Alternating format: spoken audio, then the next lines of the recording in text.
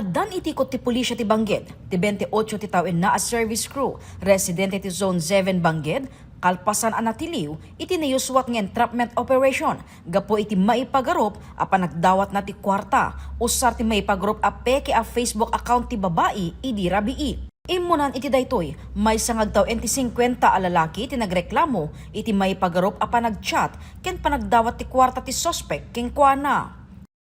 Ama muna di Rupa di Facebook hanga sigurado no sino di mismo nga kasarsarita na katagdaw-dawat ti kwarta. Iti pinagdawat na ma'am ket nagpanggap so na nga isuna regime isa nga gayem. Ono ex-girlfriend dito dating dito complainant tayo. Ket agdaw-dawat ti kwarta ket ditoy may nagpatulong dito complainant tayo dito istasyon tayo. Naamuan asaan gusto nga account ti usar ti suspect.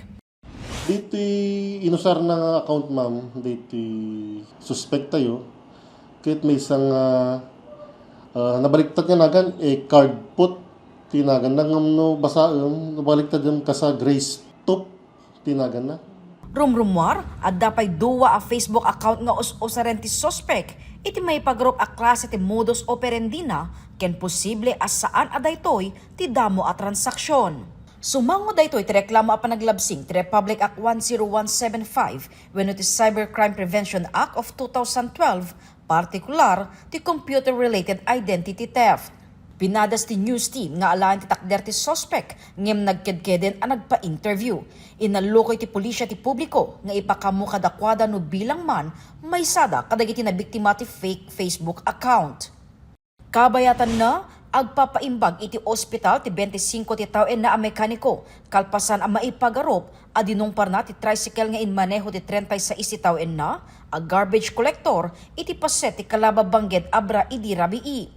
Iti investigasyon sasaron 20 na kamotorsiklo ti tricycle idintagan daten na alumbaan ngem saan na anakontro ti manibela ken nadungpar na ti likudan a paset ti tricycle. Agpada dagiti driver ang nagsagabat ti sugat iti nagduduma a paset ti bagida. Nagpositibo met iti impluwensya ti arak ti rider ti motorsiklo. Nakainom kayo no amo yung hangkay nga fit nga drive. Kahan yun nga ipilit hantayan mo ti mapasamak ti kalsada, either si kayo ti madisgrasya no si kayo ti mangiramraman no adda madumparyo. Ket baglangan dito nga pasamak ket awan ti natay. Jessica Boreta, Balitang, Solid North.